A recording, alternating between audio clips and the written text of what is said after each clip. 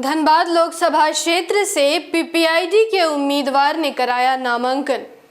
बीते 1 मई 2024 को धनबाद लोकसभा क्षेत्र से पीपीआईडी यानी people's party of India democratic के उम्मीदवार मूल निवासी दीपक कुमार दास ने अपना नामांकन प्रपत्र दाखिल किया।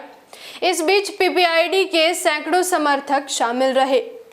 मैं आकृति और आप देख रहे हैं एमएनटी न्यूज नेटवर्क।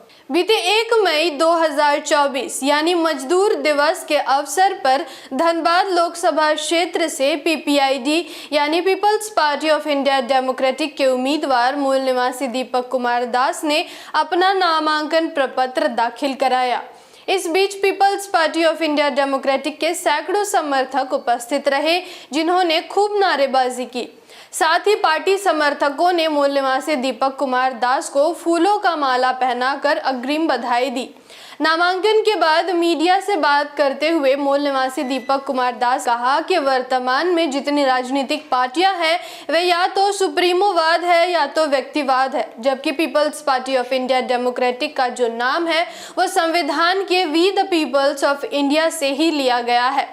मूल निवासी दीपक कुमार दास ने कहा कि people's party of India democratic पूरे देश में लगभग 18 राज्यों में 100 सीटों पर चुनाव लड़ रही है। उन्होंने कहा कि आज जिस तरह से लोकतंत्र को खत्म किया जा रहा है ये जनता के हाथों में है। जिस तरह जनता ने कांग्रेस को धरातल में लाई है, ठीक उसी तरह जनता बीजेपी को भी धरातल में लाएगी और जरूर देश की जनता एक दिन पीपीआईडी को ऊपर सत्ता तक पहुंचाएगी।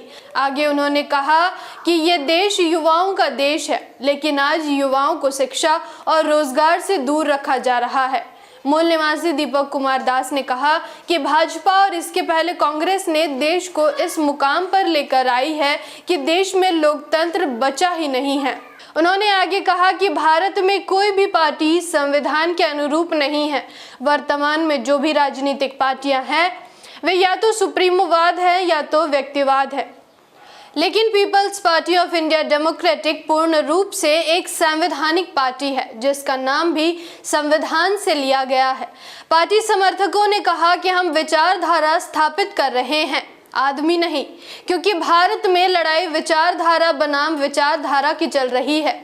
आगे उन्होंने कहा कि झारखंड में कोई भी क्षेत्रीय पार्टी ये नहीं कर रही है और ना ही कर सकती है, क्योंकि जेएमएम, आजसू और अन्य कोई भी पार्टी विचारधारा पर स्थापित नहीं हुई है और ना हो सकती है, क्योंकि विचारधारा निर्माण में सैकड़ों वर्ष लगते हैं। उन्होंने कहा कि विचारधारा स्थापित करने में गौतम बुद्ध से लेकर फूले बिरसा अंबेडकर तक का समय लगा है, तब जाकर भारत में एससी, एसटी और ओबीसी को आज कुछ हासिल हुआ है।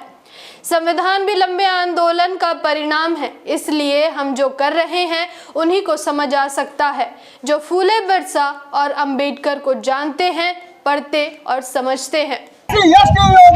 भारत के मूल्य